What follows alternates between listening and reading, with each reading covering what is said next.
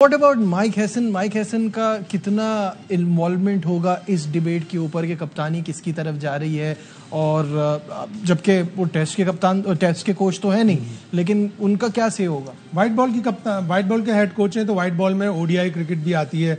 वो मिले होंगे जब उन्होंने तीनों मैचों में सलमान आगा की परफॉर्मेंस भी देखी होगी, अप्रोच भी देखी होगी, क्लैरिटी ऑफ थॉट भी देखी होगी, यकीनन उन्होंने भी रिकमेंड किया होगा। लेकिन जो खबरें अभी जो मीटिंग हुई थी एक दिन बड़ी लंबी चौड़ी जिसमें माइक हैसन भी थे, वहां से ये पता चला था कि माइक हैसन को ये कहा गया है कि आप सिलेक्शन में ना आए, आप अपनी तवज्जो टीम की कोचिंग पे रखें। जो आपको स्क्वाड दिया जाएगा वो आपको सिलेक्शन कमेटी देगी, और सिलेक्शन कमेटी में भी ज़ाहिर चेंजेस हो रही हैं कि अजहर अली और असद शफीक की जगह जाने की बातें हो रही हैं, सरफराज का नाम बिल्कुल उस पर भी हम बात करेंगे। लेकिन अभी जो मेरा सवाल है कि अगर ये उनको मैसेज भिजवाया गया है तो कहीं अभी से उनके ताल्लुकात तो ख़राब नहीं हो रहे, जैसे होता रहा है पास्ट में कि गैरी कर्स्टन खुश नहीं, फिर जिस तरह से जेसन गैलिस्पी छोड़ के चले गए।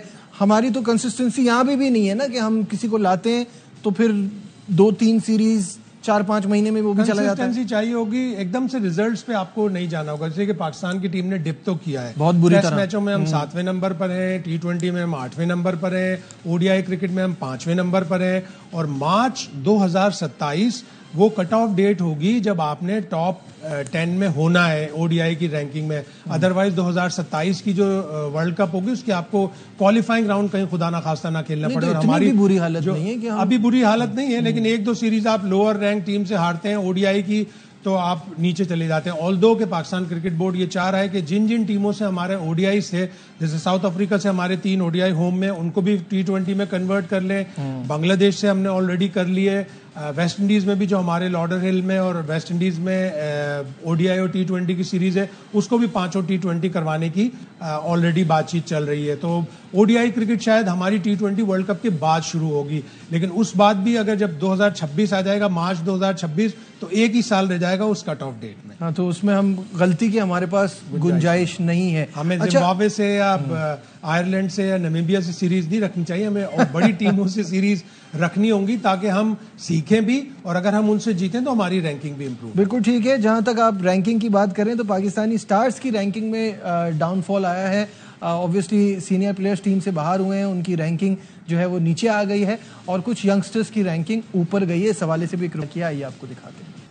नतीजों में फ्लॉप, टीम से ड्रॉप, रैंकिंग में शदीद डाउनफॉल, पोजीशन बचाना हो गया महाल। T20 में बाबर आजम 8 साल में पहली बार टॉप 10 से आउट, 12वें नंबर पर चले गए। साबिक वर्ल्ड नंबर 1 मोहम्मद रिजवान की भी मजीद तनज़्ज़ुली, रैंकिंग 13वें नंबर तक गिर गई। बांग्लादेश के खिलाफ तूफानी सेंचुरी दागने वाले मोहम्मद हारिस 210 दर्जे लंबी छलांग लगाकर टॉप 30 में शामिल। सलमान आगा और हसन नवाज की भी तरक्की। बॉलर्स में शाहीन आफरीदी बगैर खेले 5 दर्जे मजीद तनज़्ज़ुली के बाद 36वें, और बांग्लादेश के खिलाफ सीरीज में सिर्फ 1 विकेट लेने वाले हारिस रऊफ 18वें से 20वें नंबर पर चले गए। आखिरी T20 में 2 विकेट उड़ाने वाले अब्बास आफरीदी 18 दर्जे बेहतरी पाकर 21वें नंबर पर पहुंच गए।